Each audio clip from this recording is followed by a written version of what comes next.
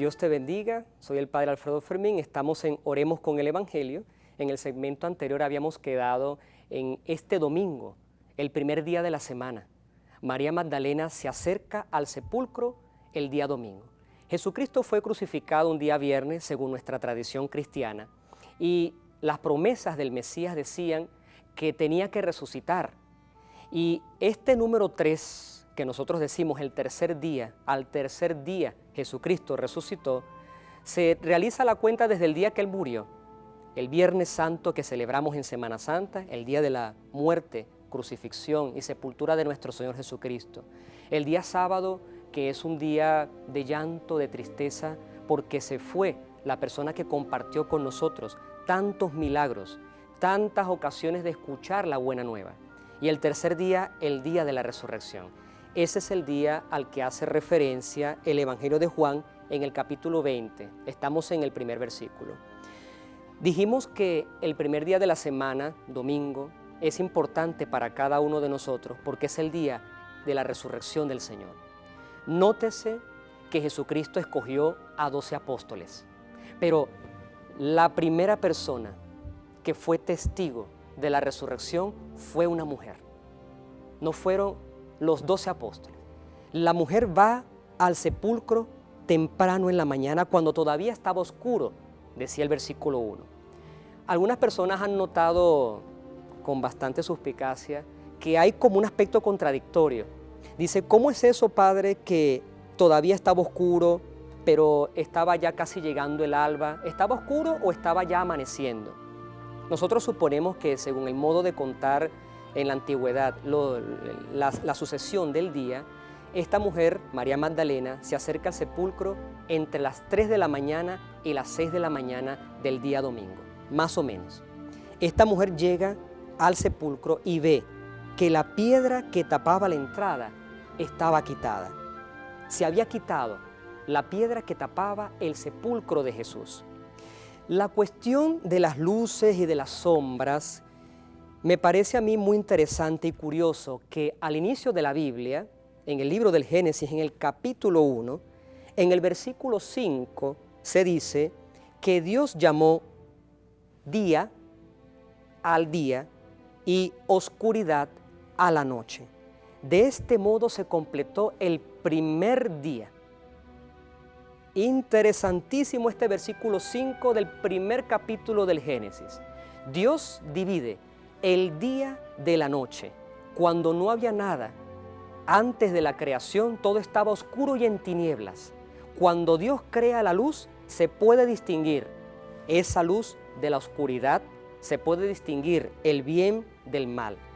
La claridad, la luz permite que nosotros no tropecemos. Y de este modo, dice el final del versículo 5 del capítulo 1 del Génesis, Dios completó el primer día. En nuestro Evangelio de Juan se habla del primer día de la semana. Aquí el evangelista está pensando seguramente en el día, el primero que hizo el Señor. Es decir, el evangelista está pensando que la resurrección de Jesucristo se conjuga perfectamente con lo primerito que hizo Dios en la creación, que fue crear la noche y el día, dividir esos dos momentos.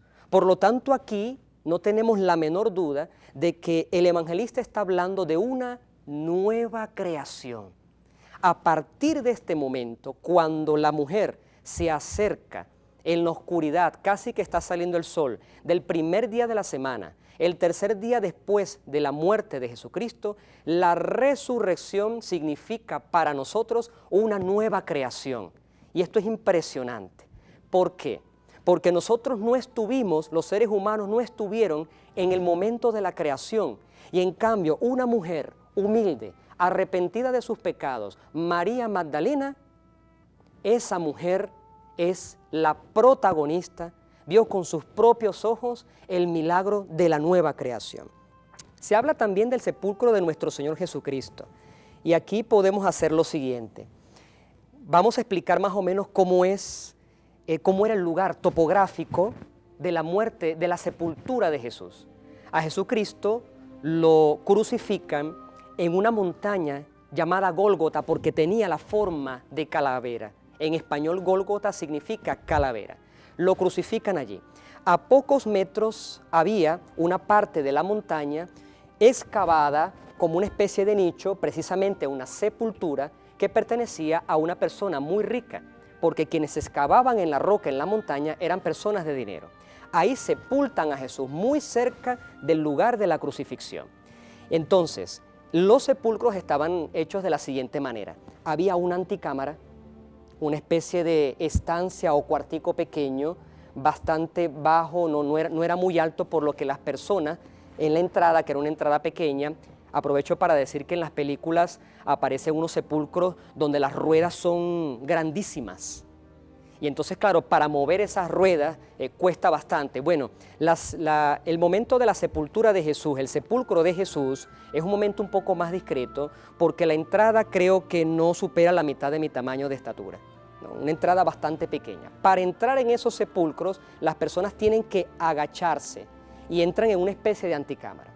Luego entonces está lo que llaman la cámara mortuoria, que es el lugar donde había una especie de banquito separado del suelo, levantado, y allí colocaban el cuerpo de largo a largo, de manera horizontal, a los muertos. Así fue como enterraron a Jesús. La mujer, cuando llega al sepulcro, ve la piedra quitada. El Evangelio dice que esa mujer se fue corriendo en el versículo 2. ¿Por qué? Porque tenía que avisarle a alguien que esa piedra estaba quitada. El versículo dice, entonces se fue corriendo a donde estaban Simón Pedro y el otro discípulo, aquel a quien Jesús quería mucho, y les dijo, se han llevado del sepulcro al Señor y no sabemos dónde lo han puesto.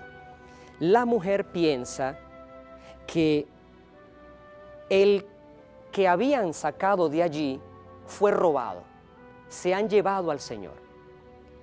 Una cosa muy hermosa del Evangelio que vemos hoy es que la mujer va a la cabeza de los discípulos. Ya en este momento, cuando Jesucristo se va de este mundo en su presencia física, la comunidad percibe que hay una cabeza visible. Y ese es Pedro. Pedro significa piedra. Y un aspecto curioso es el siguiente, se habla de otro discípulo. Cuando en el Nuevo Testamento aparezca la expresión el otro discípulo, se refiere al discípulo Juan, que muy probablemente era el más joven de los apóstoles. Juan, él no se identifica con su nombre en el Evangelio que él escribió. Siempre va a decir de él el otro discípulo o el discípulo que Jesús amaba. La mujer va corriendo allí y dice, se han llevado del sepulcro al Señor. Vamos a reflexionar sobre una cosa que es el centro de nuestra fe. Magdalena no sabía que se iba a encontrar con Jesucristo resucitado. María Magdalena es la figura, la imagen de cada uno de nosotros que cuando busca a Dios, lo busca como Él no es. María va al sepulcro, pero María pensaba que se iba a encontrar con un cuerpo muerto. Nunca pensó que se iba a encontrar con un Jesucristo resucitado. Y quizá hoy en día nosotros los cristianos seguimos en la búsqueda de un cuerpo muerto. María Magdalena no lo sabía. Nosotros lo sabemos ahora porque a ella le pasó. Que cuando busquemos al Señor, busquemos a un Jesús resucitado.